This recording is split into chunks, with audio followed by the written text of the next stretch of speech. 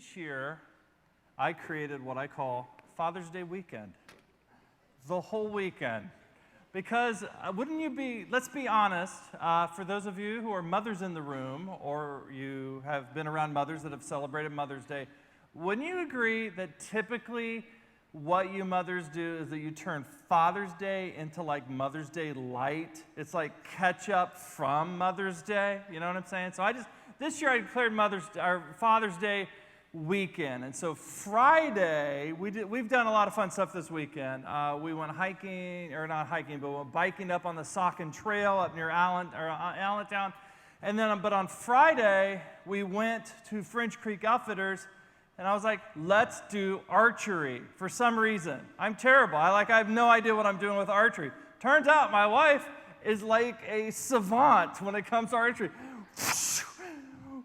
You know, so she does this first, and I don't know about you, but I'm a competitive person, and I'm like, I'm going to crush her. Like, there's no competition. I am going to crush my wife at archery. I don't even know if this is the right words, but I knew I was going to do it. So I went up, shot my 3 arrows, and I thought I would record a little video to bring to you to show you where my arrows actually went. And so here's the video.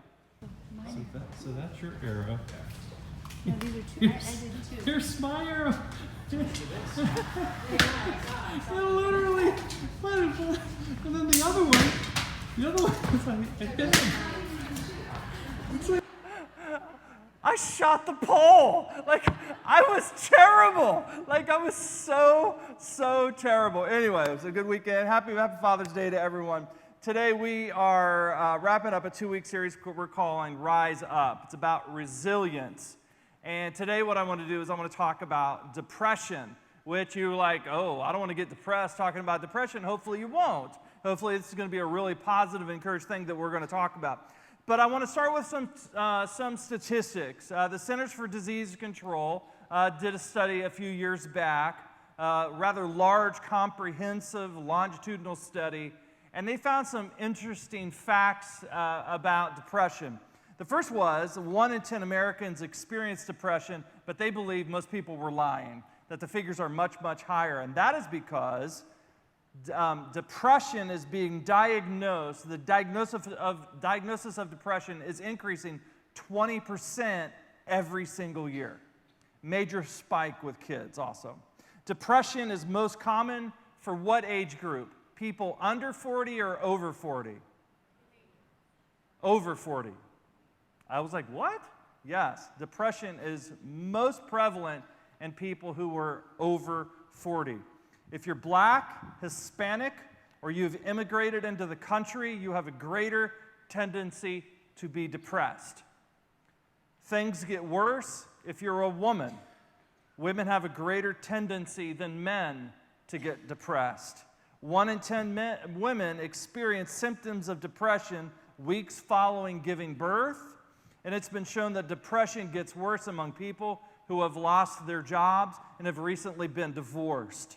And so if I were to ask you, what are the top 3 most depressed countries in the world, lean to the person next to you and tell them what you think are the 3 most depressed countries in the world. Go.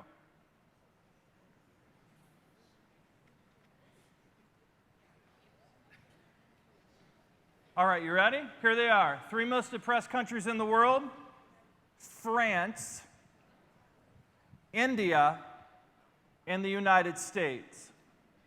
People with the best living conditions and people with the worst living conditions, which just simply goes to show that depression can affect anyone at any time. Before I jump into depression, what I want to do is I want to talk very briefly about one of the weirdest beliefs that Jesus seems to have endorsed, like this crazy concept that Christians don't realize he actually taught. And so it's found in the Sermon on the Mount. And so in Matthew chapter 4, Jesus calls disciples to follow him. And then these disciples follow Jesus, it says, all throughout Galilee while he was teaching in the synagogues. The teaching that he taught in the synagogues was condensed and shared in Matthew chapter 5, 6, and 7. We call that on the Sermon on the Mount. In the middle of that sermon, Jesus says this: the eye is the lamp of the body. If your eyes are healthy, your whole body will be full of light. But if your eyes are unhealthy, your whole body will be full of darkness. If then the light within you is darkness, how great is that darkness? Now, when you read the Sermon on the Mount, you read through it and you get to this point, you're like, oh, that's nice, and you keep going. You don't even really think about it. And so you never stop and ask the question, what in the world does that mean? Like, what does that mean? The eye is the lamp of the body. If your eyes are healthy, your whole body's going to be healthy. But if not, if they're darkness, it's dark. What in the world is he talking about?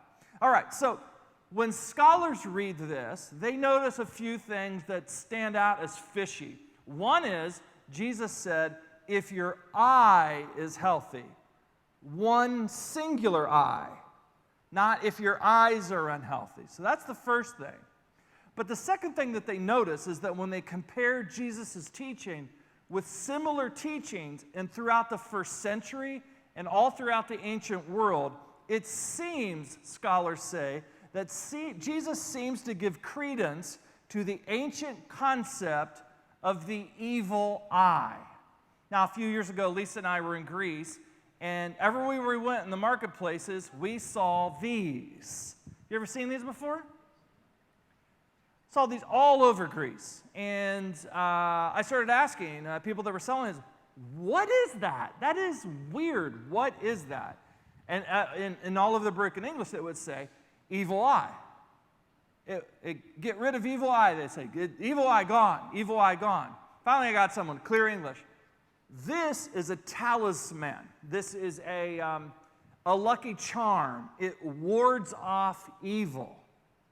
And so all throughout the Mediterranean world, lots of people believe in this concept of the evil eye. The evil eye is this: someone that has evil within them can feel jealous towards someone that has something, which is part of why Jesus brought up. This is in the context of money. He's talking about someone can feel jealous towards someone and then look at that person with their eye, and through their eye, all of the evilness that is within them. I'm going to use Mark as an example, kind of way, because everybody loves your British accent. I'm telling you, if I had your British accent, we'd have 30,000 people going to our church. People would think I would be like so sexy and that sort of thing. Anyway, so Mark, so I'm looking at you. If someone was jealous of you, someone that had an evil eye, you would have no idea what's going on because it wouldn't manifest itself to everyone else. But you would be in the marketplace with your family and that sort of thing. Someone with the evil eye would look at you, feel jealousy, and all of the evilness that is within them would be filtered through the eye, and it would make him sick or it would kill him. You're like, that is quite possibly the dumbest thing I have ever heard. Oh, millions of people believe this around the world, and it was rampant in the ancient world. The rabbis during and after Jesus' time believed this. Look at what they said. The evil eye and the inclination and hatred of mankind shorten a man's life. In other words, an evil eye will kill you. It will give you a disease that will make you die. A man with an evil eye hastens after wealth. Parents were admonished in the ancient world, if you have a cute kid, do not dress that kid up. Because when you go out in public and people are fawning over how cute your son is, how cute your daughter is.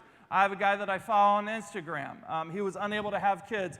And so, man, every Instagram story that guy posts is about his cute son, and it is. His son is adorable. He just fawns over his son. In the ancient world, you would never do that. Because if you went public fawning over one of your kids, you are making your kids a target for someone, and you have no idea where they are. Where is the person with the evil eye that's in the market? And so what you would do is you would wear earrings or a necklace, or you would have a talisman in your pocket. You would have something to ward off all of these people who had the evil eye. And again, in the 21st century, for anybody that has actually read a 9th grade science textbook, we're like, that is stupid. That isn't real. But lots of people believed this, and everybody believed it during Jesus' time. There was one letter, there was a trove of letters that were found, papyrus letters that were found in ancient Egypt when the Egyptians were taken over by the Greeks, Ptolemy, the Greeks. And so you have these letters, and you're going through these letters. One letter that was literally from the time of Jesus, a person had written, "Before all things, I pray that you're in good health and not harmed by the evil eye." This was something that really concerned people. Plutarch, the historian, a scientist during that day, was studying the concept of the evil eye. He was like, how does this even happen? How do people with an evil eye make people sick? And so there's this whole section in one of his books. Plutarch says, "Indeed, I said to you, you yourself are on the right track of the cause of the evil eye." He's talking about someone he's talking to. You're on the right track. You're on the right track when you start thinking about emanations of the body. Living things are more likely to give out such emanations. Things will come out from a living person, especially through the eyes. And so maybe Plutarch is saying that's how someone can get jealous of someone and shoot an evil eye at them, turn around and make them sick or make them die. This all raises the question, if Jesus talked about the evil eye, which he did twice in the Gospel of Matthew, Matthew chapter 6 in the Sermon on the Mount, and then one of his parables in Matthew chapter 20, did he believe in the evil eye? Did he actually believe that there are people who had the power to zap people like a Marvel superhero character and like make bad things happen to them?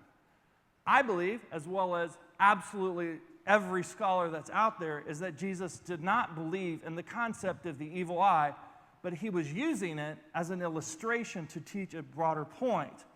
In the same way, if I'm in the middle of the story, like when Superman busts out of the sky and then he jacks Lex Luthor and he's not able to use the kryptonite on him and that sort of thing, I'm not up here saying, you know what? Superman is actually real. No, I'm actually saying, hey, just remember that thing that everybody knows about in the culture.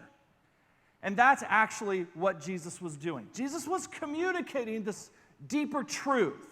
In the same way that in the Sermon on the Mount, he used things like, like the lilies of the field, they teach us a lesson about God.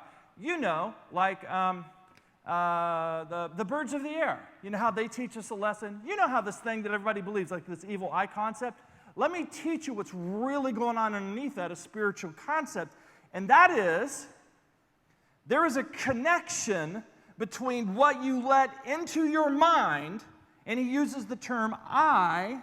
The eye is like an interface between the outer world, what is here, and what is going on inside of here. The eye, this portal, this interface between out here and in here, that there's a connection between what you let into your mind and how you feel. What you emanate out there and how you make other people feel. Does anybody disagree with that?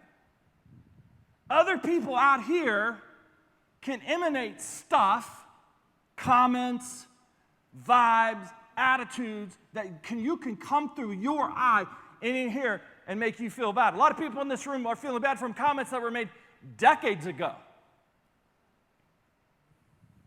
So Jesus said, if your eye is bad, the filter, this interface between the outside world and what's going on inside here, what happens is if this gets bad, your perception and your interaction with the outside world, if your eye is bad, your whole body will be in the dark. So if the light which is in you is darkness, oh my goodness, how great is that darkness?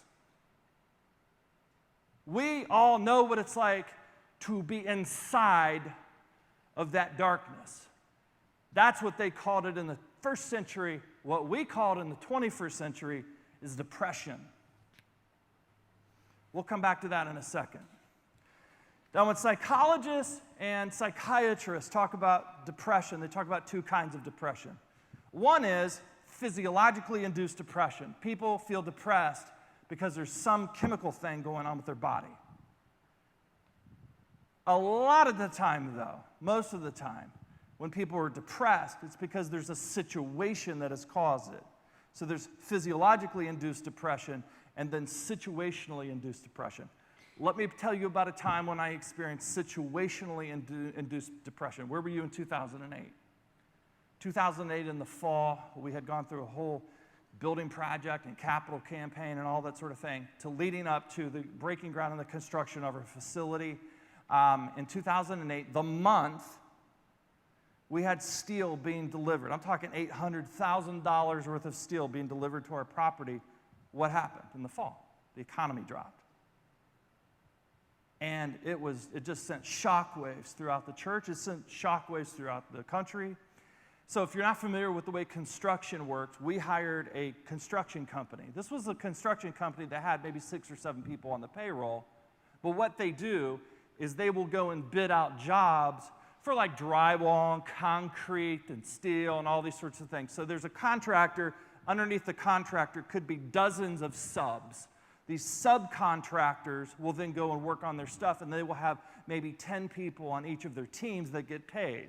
So the subcontractor, in order to pay his people or her people, will do the work, take their supplies. Let's say they buy $50,000 or $100,000 of stuff on their credit. They will go do the work to pay their people. They will bill the contractor. The contractor turns around and bills the contractor. The contractor turns around and bills us. We hand the bill over to our lender. The lender turns around, issues payment, going to the contractor, going to the subcontractor, going to the guy who needs to feed his family. When the economy dropped out, we went almost 4 months between someone working a job and actually getting paid for it. So we're talking hundreds of people in this community. I knew them, a lot of them, that couldn't get paid because the financial industry just melted. So anyway, I'm worried about payroll at the church. I'm worried about the facility. Meanwhile, all of my friends are losing their jobs. You look around at the people who aren't here anymore, who had to move to Nashville, had to move to Phoenix, had to move, regrettably, to New Jersey. So you have all of these people had to move, right? And so I'm like, I'm losing my mind. I literally cannot function. And so I went to my doctor, and I was like, can you give me something? Because I can't hold it all together anymore. And so he gave me a prescription. It was a depression medication, which also had a little anxiety thrown in there as well, which I've learned, and talked to Tom Whiteman, which we'll talk about here in a second, is a common thing. Depression and anxiety usually are going hand in hand. The medication for one usually talks and deals with the other. So I take this medication, and after 2 weeks, how do you think I felt? I felt great. Great. Like overnight, I felt great. Suddenly, the weight of the world was off my shoulders. I felt great. We got through all of that, and then I got to the point I was like, I'm feeling great, but now I need to get off of it. And you know what I did? I just stopped it. And as I learned, that's a bad idea. That's a really, really bad idea. So I talked to the doctor. The doctor's like, man, you can't do that. The way you go in is the way you go out. So slowly tapered it off. Should I have felt bad for doing that? Not in the least. Not in the least. So I've been talking a couple weeks ago about this podcast. Dan and I are launching. We're calling it 21st Century Jesus. We're talking to experts around the country and interesting people, all these sorts of things. And we sat down with Dr. Tom Whiteman, who in his clinics, personal care, over the span of his work as a psychologist, has treated personally and then with his group well over 10,000 people, hundreds and hundreds and hundreds of people all throughout this community and this church. I asked Tom, I was like, listen, talk to me about depression. And I remember one of the things he said was, I used to tell people all the time I would have a lot less clients if people just had good friends. Having a good friend and some accountability goes such a long way. However, sometimes a good friend and telling someone to just snap out of it isn't enough. And so I told him, I was like, listen, you know that guy William James? William James, it was like 1901, wrote a book called he wrote The Varieties of Religious Experience. And it was the first psychological analysis of human behavior. William James, when he was talking about temperaments, said there are some people who are organically weighted on the side of cheer. And then there are some who are not organically weighted on the side of cheer meaning optimism and excitement. Like there are just some people like man, stuff can get thrown at them and like man, they can just take it. They're just optimistic people. My question to you really fast, which one are you? But then I asked him, I was like, Dr. Whiteman, so these people that are organically weighted on the side of cheer, what percentage in all of your years of practice, all of your therapy, all of your therapists and their therapy, over 30 years of working with client, what percentage of people are not organically weighted on the side of your cheer?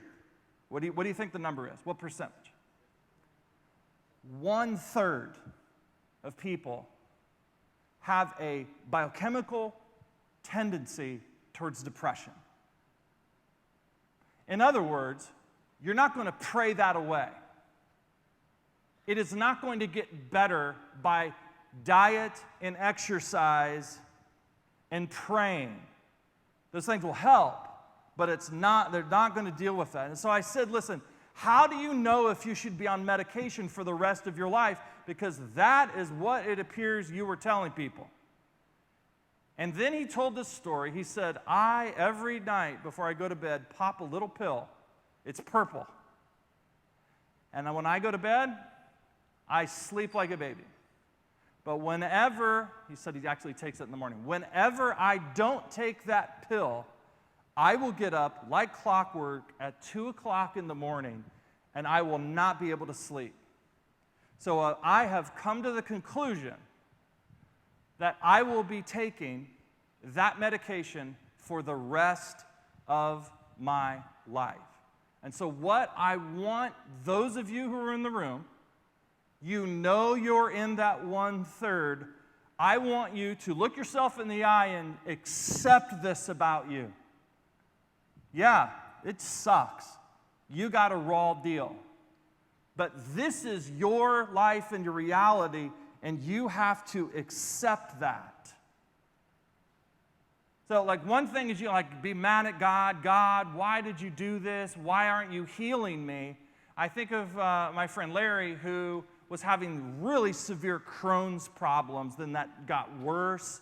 And I remember we were interacting. He was asking me to pray for him, and so I'm praying for him. And then I saw him at a convention 3 months later, 4 months later. And we're at this convention, and I go up to hug him, and I was like, man, I've been praying for you. Are you okay? And then he whispers into my ear, and he said, oh, I'm doing great, Brian, because God has healed me.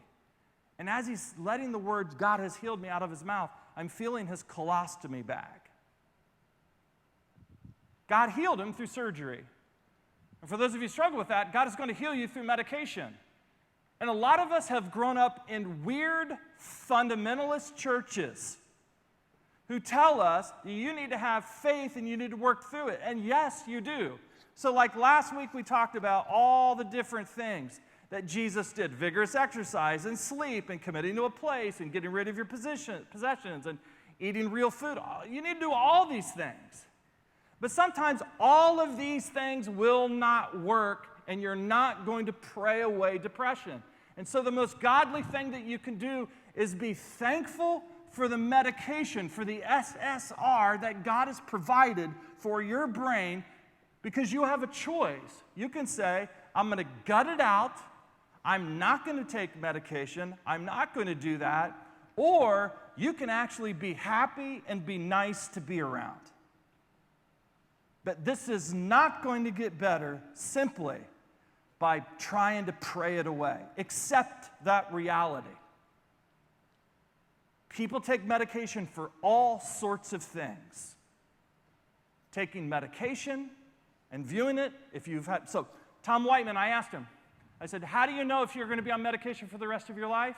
He said, if someone has had 3 episodes of depression, if you've had 3 episodes of depression, we counsel them very seriously. He said, I used to be like, you ought to really think about this. Then he's like, forget that. You need to be on medication for the rest of your life. Now, if we're not in the 1/3, but we're in the 2/3. The Bible talks about 3 things that we can do. If it's situationally induced, if you're feeling depressed right now, what are 3 things that we can do? Number 1, you need to talk to somebody about it. Like we just put that whole list up there of what Jesus did and that sort of thing. We talked about whoever claims to live in him must live as Jesus did. If you didn't see that last week, please go watch this. But sometimes when you are in the middle of something that is making you depressed, you have to have someone outside of you to reframe the issue. So a friend of mine, great entrepreneur, started a business, was very, very successful. One of his employees went out and did something bad and hurt someone, and so he was getting sued. Came, sat down with me, and he's just distraught. He's like, I'm losing everything. I'm literally losing everything, utterly, completely distraught. What am I going to do? And I just looked at him, I was like, listen, man, this sucks so bad. But you are an amazing entrepreneur. I said, let me ask you this question. If you started all over again, pulled money out of retirement, threw everything on credit cards, your startup, which is a terrible idea, don't do that. But if you did that, how long would it take for you to be up and running? He said, a month. I said, how long would it take for you to be profitable? He said, honestly, about 2 months. And I was like,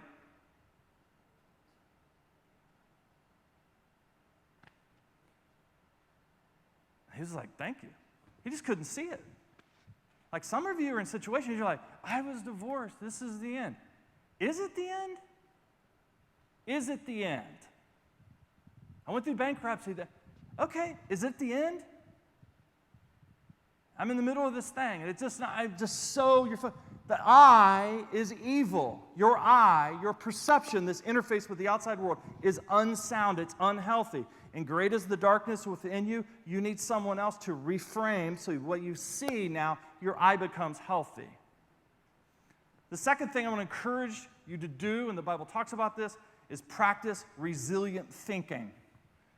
The Apostle Paul says, when I was a child, I thought like a child, I reasoned like a child. When I became a man, I put the ways of childhood behind me. So I'm always interested in storytelling. As someone that speaks and as someone that writes, you know, when you study screenplays, when you study writing, there are always 2 characters that are in every story. One is the victim and one is the hero, right? Every story has that. There's a victim that's going through something and that person needs help, and then there's someone that's going to help him. That person is the hero in the story. In every single situation, and almost every story, the stuff that the victim is going through is the exact same stuff that the hero has gone through. Like literally, I'm going through a divorce right now. This is terrible. My life is over. And then along comes someone who said, I went through a divorce. It's terrible, but I got through it. So now I feel my mission is to go and help people who are going through that. And we have a great ministry to people here who have gone through divorce. It's an amazing group. But one of the things about being the victim is sometimes you can play the victim. One of the things that the gospel refuses to allow us to play the victim in life. Like, oh, there's nothing I can do. I'm completely, this is over. No, it's not. No, it's not. Here's the third thing. Sometimes you just have to say that it's time for a change. I believe oftentimes the reason people think that they're depressed is not because they're depressed. The reason they're depressed is because they're fearful. They're fearful because there's a change that Jesus wants them to make in their life, something that he wants them to do, and that you become depressed when you don't want to do that thing. I'll coach pastors all the time. And one will call me up and say, I'm really depressed. This is the worst possible situation. This is the end. I feel terrible. Like, I don't know. And I'll say, here's what we're going to do. You're going to call me back at 5 o'clock. But right now, the entire day, here's the solution. You're going to clean out your office. I'm like, literally, you're going to go through all of your books. You're going to give away all the books you haven't read. You're going to be like Santa Claus in your office. Do you want this? Here you go. You're going to start giving away books. You're going to go through all your drawers. You're going to go through all of your files. You're going to go through your car. You know that junk drawer at home. You know that all that junk that you have in your glove. All of it, you're going to give it all away. You're going to clean it. You're literally going to vacuum it, and you're going to take pictures of all of this. At the end of the day, what you're going to do is you're going to text me those photos, and then you're going to call me. Inevitably, every single time when they call me, at the end of the day, after they send me the pictures, do you think they feel better? Actually, no, they don't. They don't feel better. But they understand why I'm asking them to do that. I'm like, do you feel better? And they always say, no, I don't feel that much better. I said, but you know what? Your whole life, you need to do this. You're stuck. You're stuck right now. And there's something that God is calling you to do, something that God is calling you to change. Sometimes depression is simply a signal that it's time for a change. This is why in Matthew at the end, Jesus' last words, therefore go. Not therefore stay, therefore go. Those are his last words, go. We're constantly, as we're following him, called to adventure. Thousands think of churches as stuffy places. Elton Trueblood wrote in his book, The Alternative to Futility. Thousands think of churches as stuffy places concerned with respectability and the conventions, but with no conceivable part in the creation of courage and adventure and joy. Like maybe this is the year you quit that job you hate. Maybe the reason you're depressed, it's a job change. It's not because you're depressed. You're depressed because you won't take the step. Maybe you need to get rid of that person. And you're making excuses because it's a whole lot better on a Friday night to be with someone, even though they treat you like crap, than to be alone. Is it? Is it? Maybe this is the year you're going on that mission trip. Maybe this is the year you're going to do all of these different things that God is calling you to do. Therefore, go. Last thing I'm going to say, poet David White is having a conversation with a Benedictine monk named Brother Stendhal Rouse. David White comes and he sits down. He's incredibly depressed, incredibly tired, incredibly anxious, and he sits down. And he said, brother, speak to me about exhaustion. I am so tired. And Stendhal Rouse looked at him and he said, Brother White, the antidote to exhaustion isn't necessarily rest. The antidote to exhaustion is wholeheartedness. The reason you're so exhausted is that you have no affection left for the things that you're doing. And I think it's the same when it comes to depression. Sometimes you're depressed. Sometimes all it is the signal on the dashboard that risk that Jesus is calling you to take, it's time. And you're praying, God, take away this depression. And he's like, I told you, take a step. I'm not going to take it away. Because you want to stay in this thing. I want you to go and leave, and you want to stay, and I want you to go, and you want to stay, and you become depressed. Maybe it's a risk. God, we just pray that you would touch the minds and our hearts. We pray that for those who are predisposed to depression, that they would just accept help with joy and get on with life, get on with living. And for those of us who are situationally depressed, we pray that we would develop the kind of lifestyle that would help us, make us not immune, but capable of overcoming with resilience things that are thrown at us. We pray this in Jesus' name. Amen. Thanks for watching today's message. Make sure to check out Brian's new book, Finding Favor, God's Blessings Beyond Health, Wealth, and Happiness. To sign up for Brian's newsletter, please go to Brian's website at brianjones.com.